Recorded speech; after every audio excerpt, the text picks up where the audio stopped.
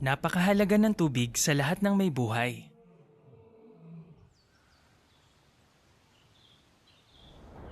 Pero sa ilang lugar, kulang ang tubig o hindi ligtas inumin. Gumagawa ang mga tao ng pagsisikap para makakuha ng malinis na tubig. Pero paano naman nabubuhay ang mga hayop sa mga lugar na limitado lang ang tubig? Ginagamit nila ang tubig sa matalinong paraan. Isa sa mga pinakatuyong lugar sa buong mundo ang Namib Desert. Pero may mga araw na nagkakaroon ng makapal na hamog dito. Sa hamog na yan, nakakakuha ng tubig ang isang uri ng beetle, ang darkling beetle. Para makakuha ito ng tubig mula sa hangin, may ginagawa itong kakaiba. Tinatawag itong fog basking. Umaakyat ito sa mataas na bahagi ng buhanginan, humaharap sa direksyon ng hangin, at pumapwesto na parang nakayuko. Kapag nakapwesto ang katawan ng beetle ng mga 23 degrees, may nakokolekta itong mga patak ng tubig sa likuran nito.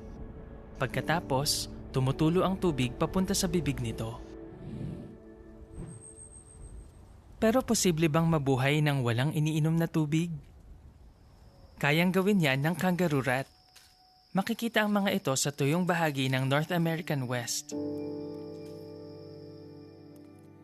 Nakakakuha ito ng tubig mula sa kinakain nito, sa mga buto, insekto at gulay. Tinitipid ng katawan ng kangaroo rat ang mga nakukuha nitong tubig kasi hindi ito hinihingal at pinagpapawisan. Kapag naglilinis naman ng katawan, imbes na gamitin ang dila, nagpapagulong-gulong ito sa buhanginan.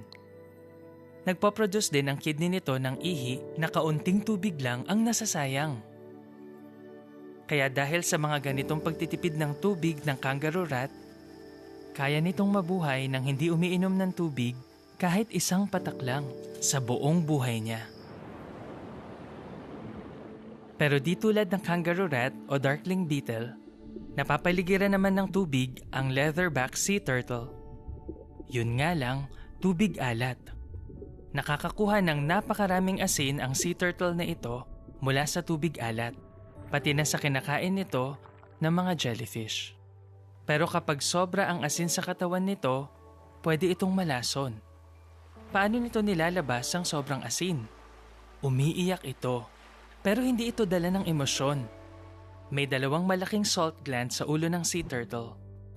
Ito ang kumukuha ng asin sa katawan ng sea turtle at naglalabas nito sa pamamagitan ng pagluha. Napakalapot ng mga luhang yon at mas maalat kaysa sa tubig sa karagatan.